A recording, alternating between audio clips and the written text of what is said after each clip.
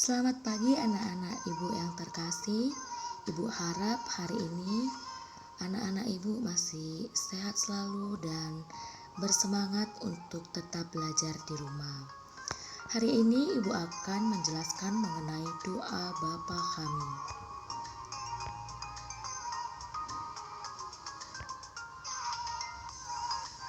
Doa Bapa kami merupakan salah satu doa harian umat Katolik. Masih ingat apa saja doa-doa harian umat Katolik? Doa-doa harian umat Katolik yaitu yang pertama, tanda salib. Yang kedua, doa Salam Maria. Yang ketiga, doa kemuliaan. Yang keempat, doa Bapa kami. Dan yang kelima, doa Aku Percaya.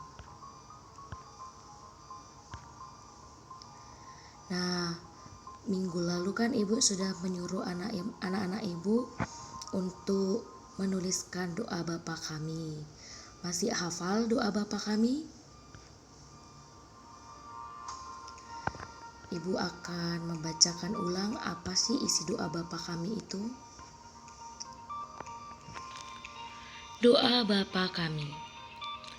Bapa kami yang ada di surga, dimuliakanlah namamu, datanglah kerajaanmu, jadilah kehendakmu di atas bumi seperti di dalam surga. Berilah kami rejeki pada hari ini, dan ampunilah kesalahan kami, seperti kami pun mengampuni yang bersalah kepada kami. Dan janganlah masukkan kami ke dalam pencobaan, tetapi bebaskanlah kami dari yang jahat. Amin. Doa Bapa kami merupakan doa yang diajarkan Yesus sendiri kepada kita. Ketika hendak berdoa, Yesus mencari tempat yang sunyi dan hening. Seringkali Yesus memisahkan dirinya dari para murid. Anak-anak ibu ada yang tahu mengapa pada saat berdoa Yesus mencari tempat yang sunyi dan hening? Ya, Yesus pada saat berdoa mencari tempat yang sunyi dan hening, bahkan seringkali memisahkan diri dari para muridnya agar Yesus dapat berdoa dengan tenang dan damai. Pada saat berdoa, Yesus membutuhkan suasana yang tenang, sunyi, dan nyaman. Sehingga ketika berdoa, perhatian, seluruh pikiran, dan konsentrasi Yesus terarah hanya kepada Allah Bapa dan kepada doa-doanya. Tidak ada gangguan lain selain doa yang ingin disampaikan Yesus kepada Bapanya di surga.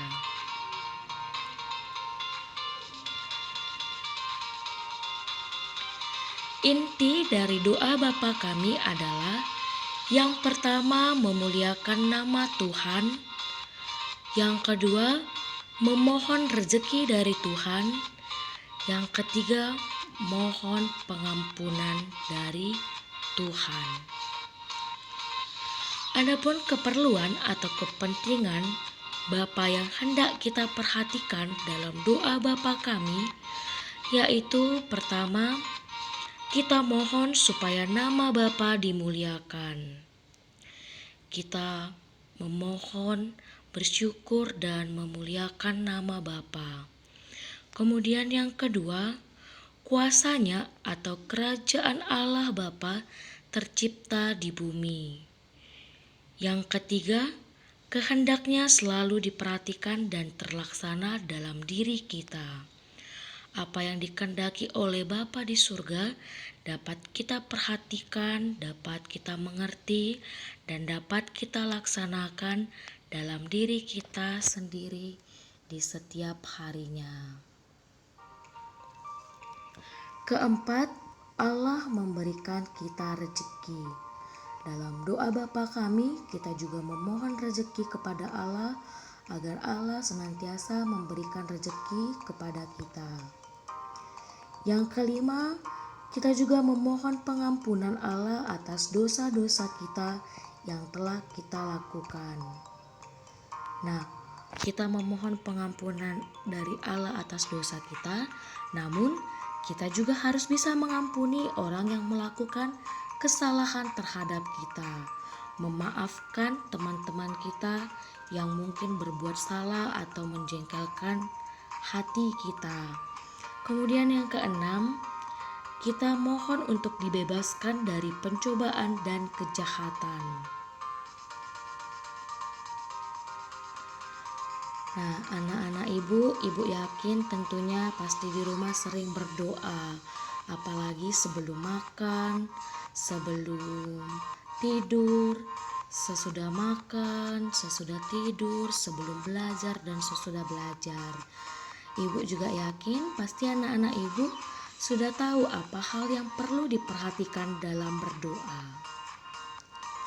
Hal yang perlu diperhatikan dalam berdoa yaitu yang pertama, bagi umat Katolik yang paling utama adalah mengawali serta mengakhiri doa dengan tanda kemenangan Kristus, yaitu dengan tanda salib dalam nama Bapa dan Putra dan Roh Kudus. Tanda salib berarti memuliakan nama Allah Bapa, Allah Putra, dan Allah Roh Kudus. Yang kedua, berdoa dengan suasana yang hening dan tulus. Sama seperti yang dilakukan oleh Yesus pada saat berdoa, memisahkan diri dari para muridnya dan mencari tempat yang hening dan sunyi. Kita juga pada saat berdoa harus mencari suasana yang hening dan sunyi.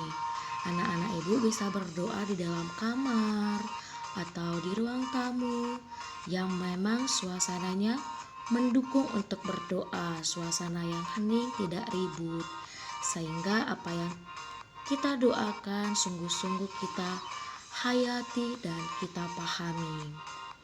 Kemudian pada saat berdoa kita juga harus menghormati Tuhan.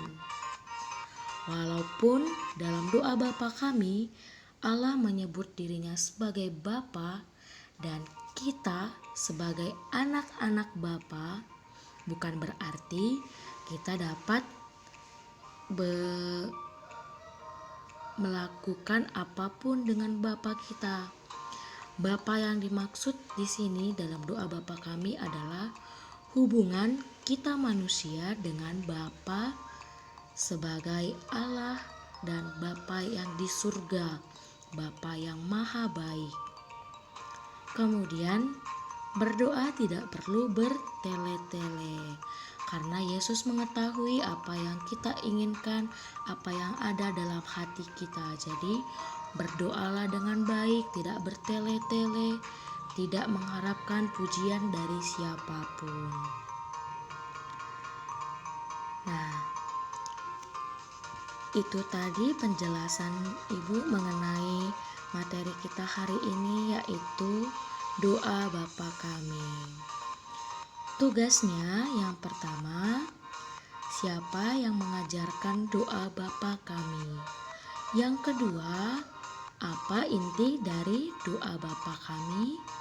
Dan yang ketiga, apa yang perlu diperhatikan dalam berdoa?